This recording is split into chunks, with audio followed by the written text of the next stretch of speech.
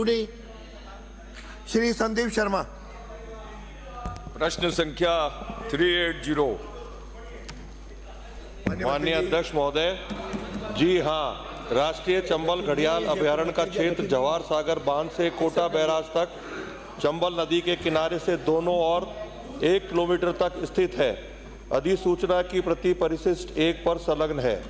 खंड 2, जी हाँ, चंबल नदी में गंदा पानी गिरने पर अभयारण्य में जलीय जंतुओं पर पड़ने वाले प्रभाव के संबंध में भारतीय वन्य जीव संस्थान देहरादून से परीक्षण करवाया जा रहा है। उक्त परीक्षण की अंतरिम रिपोर्ट में गंदे पानी से जलीय जंतु पर प्रभाव के बारे में टिप्पणी निम्नानुसार है। Releasing polluted water into Chambal river may be serious implications of aquatic ecology of the national Chambal sanctuary. अंतरिम रिपोर्ट प्राप्त होने भी अपेक्षित है। खंड 3, जी हाँ, राष्ट्रीय चंबल घड़ियाल अभयारण्य की सीमा में गिर रहे गंदे नालों के पानी रोकने हेतु आयुक्त नगर निगम कोटा दक्षिण को दिनांक 28/5/2024 को पत्र लिखा गया है। प्रेषित पत्र की प्रति परिशिष्ट 2 पर संलग्न है। खंड 4, विभाग को इसके संबंध में कोई प्रस्ताव यूजर एजेंसी के माध्यम से परिवेश पोर्टल पर प्राप्त नहीं हुआ है। माननीय अध्यक्ष महोदय, कोटा शहर अब चंबल नदी के किनारे 15 किलोमीटर दोनों तरफ बसा हुआ है।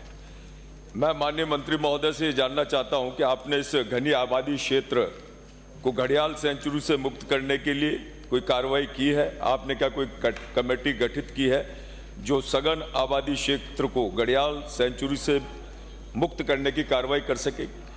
दूसरा मेरा प्रश्न यह है, जो आपने बिंदु संख्या 2 में बताया है कि ये आपने माना है कि चंबल नदी में गंदे नालों के गिरने से जल प्रदूषित हो रहा है तथा जलीय जीव जंतुओं की जैविकता पर भी गंभीर दुष्प्रभाव हो रहे हैं।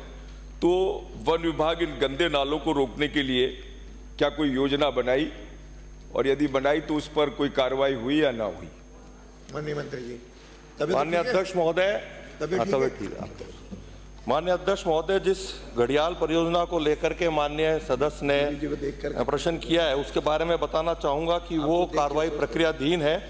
साथ ही साथ एक एक्सपर्ट कमेटी का गठन का प्रावधान किया गया है। एक्सपर्ट कमेटी के गठन के पश्चात प्रस्ताव आने पर परीक्षण करा करके सरकार द्वारा उस पर अग्रिम कार्रवाई की जाएगी। साथ ही साथ मैंने इस प्रश्न के उत्तर में पहले भी बताया कि डीएफओ उप वन संरक्षक मुकुंदरा राष्ट्रीय उद्यान कोटा द्वारा आयुक्त नगर निगम को पत्र लिखा गया है, जिसमें इस चंबल नदी में शहर से आने वाले गंदे पानी और सीवरेज को लेकर के उचित कार्रवाई करने के लिए आयुक्त नगर निगम को पत्र लिखा गया है। और नगर निगम से मैं भी माननीय मंत्री महोदय के माध्यम से, सदन के माध्यम से निर्देशित करना चाहूँगा कि नगर निगम इसमें ठोस कदम उठाए और आने वाले समय में चंबल घड़ियाल परियोजना के अंदर जो भी पार्ट आता है उसमें सीवरेज का पानी या गंदा पानी नहीं जाए, उसके लिए उचित कदम उठाए।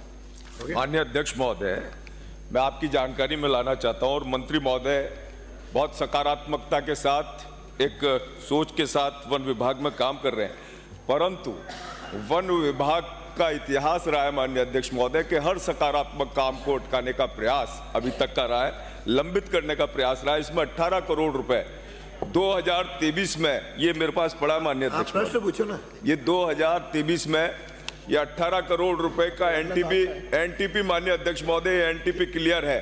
2018 में ये एनटीपी क्लियर है, जो वन विभाग के अधिकारियों ने जिसे स्वीकार किया है कि ये हमें प्राप्त हो गया। उसके बाद भी वो मान भी रहे हैं कि गंदे नाले का पानी जो जीव जंतुओं को नुकसान पहुंचा रहा है, प्रदूषण कर रहा है चंबल नदी में, उसके बाद भी उस काम को अभी तक अनापत्ति प्रमाण पत्र वन विभाग के द्वारा 2023 से अभी तक नहीं दिया गया है। मैं माननीय वन मंत्री जी से यही कहना चाहूँगा कि सदैव इसी प्रकार हमारा चंबल में जो पर्यटन विभाग से हमें सारी स्वीकृति हमें माननीय पर्यटन मंत्री हमारी माननीय उप मुख्यमंत्री दिया कुमार जी ने दिलवा दी, पर वो क्रूज संचालन भी आपने रोक रखा है। आपने आईफा में अभी परमिशन मांगी वहाँ पर वो करने के लिए, शूटिंग करने के लिए, उसको लंबित कर दिया गया। हमारे गरड़िया महादेव जैसा मंदिर जो जिसमें वहां दर्शनों के लिए जाया जाता है, अरे भाई, क्यों उठ रहे हैं? वो मंदिर पे भी रोक लगा रखी 200 रुपए। मंत्री महोदय, इस विषय में आप कोई कार्रवाई करने का विचार रखते हैं क्या कि वन विभाग सरलीकरण से जो लोक हित के काम है उनमें कोई अपना सकारात्मक रुख रखेंगे? माननीय अध्यक्ष महोदय, जिस गंदे पानी के दूर करने के लिए जिस बजट का आपने यहाँ सदन को अवगत कराया, उसको लेकर के मैं फिर आपसे आग्रह करूंगा कि यूजर एजेंसी परिवेश पोर्टल पे जाए, उस पर आवेदन करे और जो भी आवेदन पत्र के दौरान जो भी कागज चाहिए आप उस पर आवेदन करें। निश्चित रूप से वन विभाग आगे बढ़ के उस पर अनुमति देगा। जिस गडेरिया महादेव का आपने जिक्र किया जो मुकुंदरा रिजर्व के अंदर आता है, जब मैं कोटा गया था तो आपने उसके बारे में अवगत कराया था। मैंने महाशिवरात्रि पर उसको सभी श्रद्धालुओं को खोलने के लिए जो वन विभाग को कहा था वो काम में आ रहा है और आने वाले समय में ये समस्या कोई गडेरिया महादेव से संबंधित नहीं है। पूरे राजस्थान में जो धार्मिक स्थल हैं जो वन विभाग में आते हैं उनको भी हमारे श्रद्धालुगण, हम सब लोग भी चाहते हैं कि वो खिले, लेकिन वन विभाग की भी एक सीमा है, उनका एक नियम कायदा कानून है जो भारत सरकार से रिलेटेड है।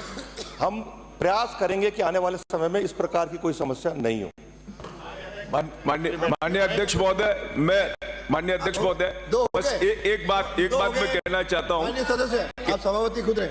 मैं नहीं पूछूंगा